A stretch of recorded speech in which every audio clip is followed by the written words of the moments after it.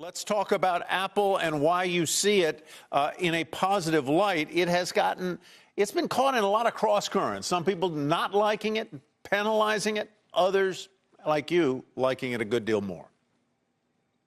Yeah, Tyler, you're right. Listen, you've had a few headwinds in the last 2 months, I would say. The China worries, which I concede are there. There is an issue in China they have to figure out. You had the Apple Watch stuff. You've had some regulatory stuff. So that's the whirlwind they're caught in.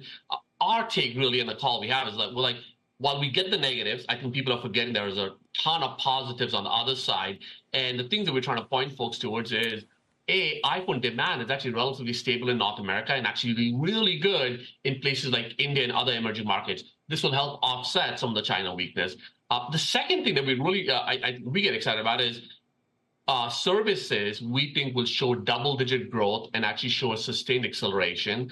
And if services can move in that right direction, which I think they will, that has an outsized benefit on gross margins and profitability for Apple as you go forward. And so I think that's the other part that's getting forgotten about. And the third part I would say is Vision Pro. Again, the product's been out today. Initial demand delivery dates look like they're getting pushed out pretty extensively.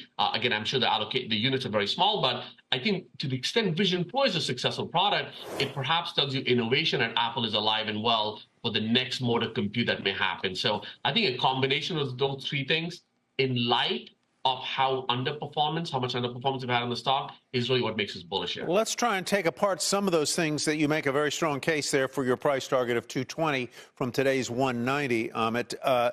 Let's talk a little bit, if we might, about what I think you're arguing, which is that whatever fall off there may be for Apple's sales within China, it can make up a good hunk of that, maybe even more of that, by selling effectively in other emerging markets like India, elsewhere in Southeast Asia. Can it recoup 100% of that loss, something less than that, or even more than that? What do you think?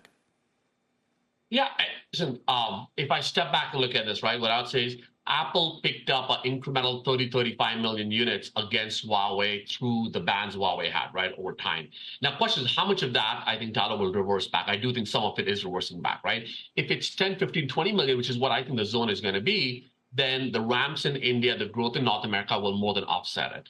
If it's closer to the 40 million, i.e. Huawei not only picks up all the share they lost in China, but also all the share they lost in India and other emerging markets, then Apple could have a bit of a hole to contend with. But from what we see so far, the challenges of Huawei doing better seem to be very much in China and outside of China. And I think they pick up half of that. The one other part I'll just point out and tell you is ASPs for iPhone 15 at this point are up about 2-3% versus the prior generation. So that's another little tailwind that Apple has at its disposal as you think about the numbers over the next few quarters. A little bit of pricing power there.